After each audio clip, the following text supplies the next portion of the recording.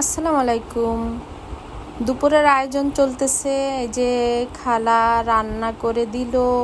আমি আমার কিচেন আর ডাইনিং স্পেসের মাঝখানে একটা জায়গা রাখছি রান্না বান্না বা থালাবাটি আনা নেওয়ার জন্য। এটা খুবই হেল্পফুল হয়, কারণ আমার কিচেনটা একটু ঘুরে যেতে হয়, এই জন্য এই জায়গাটা খুবই কাজে লাগে আর আলো বাতাসও আসে। বুয়াকে বললাম যে তুমি এইখান থেকে তরকারিটা দাও, আমি নিয়ে নিচ্ছি। আর এই যে ওয়াল শোকেসটা নতুন, যেটা কয়েকদিন আগে বানিয়েছি, ওটাকে আমি একটু একটু করে গুছিয়ে নিচ্ছি, কারণ আমি খুব ভালো গুছাতে পারি না, তাই যখন মন চাচ্ছে তখন একটু একটু করে গুছাচ্ছি। আসলে আমার গুছানো কাজটা একটু ভালো হয় না। আর এই যে ছেলে গেম খেলতেছে, আমি তার সঙ্গে একটু গল্প করতেছি, আকাশ দেখতেছি। আর এই যে মাছগুলি বুয়া কেটে দেবে, তারপর আমি রান্না করব। এটা তফিসে মাছ, খুবই মজার মাছ, নদীর মাছ।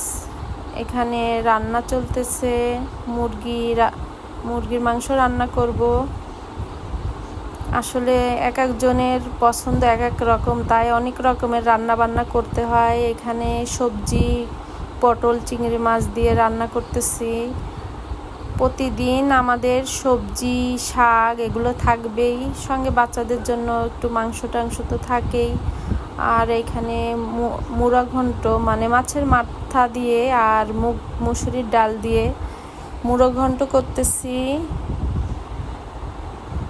আর শাক তো আছেই, পুঁই শাক ভাজি করতেছি। আসলে লং ভিডিও ছাড়লে অনেক ভিডিও কন্টেন্ট থাকে দেখানোর, আর 15 সেকেন্ড রিলস ছাড়লে তো এত কিছু দেখানো যায় না। আমার ছেলে এখন স্কুল থেকে আসবে, তাই তার জন্য পরোটা ভাজি করতেছি, কারণ সে দুপুর স্কুল থেকে এসে ভাত খেতে চায় না। তার খুব পছন্দ চা পরোটার সঙ্গে যদি ভাজি হয় বা ডিম বা একটু মাংস, তার খুব পছন্দের খাবার এটা। আর আমি সকালবেলা দুধ চা খাই না, আমার ছেলে স্কুল থেকে আসলে তার সঙ্গে আমি দুধ চাটা খাই, আর সকালবেলা লাল চাটা খাওয়া হয় বেশি। এই যে ভাজি করতেছি পরোটার সঙ্গে, আলু আর পটল, সঙ্গে তার জন্য ডিম পোস্ট করে নেব। ডিম পোচে কাঁচামরিচ আর পেঁয়াজ, এভাবে ডিম পোস্ট করলে অনেক মজা লাগে। আমি প্রায় এমন করি।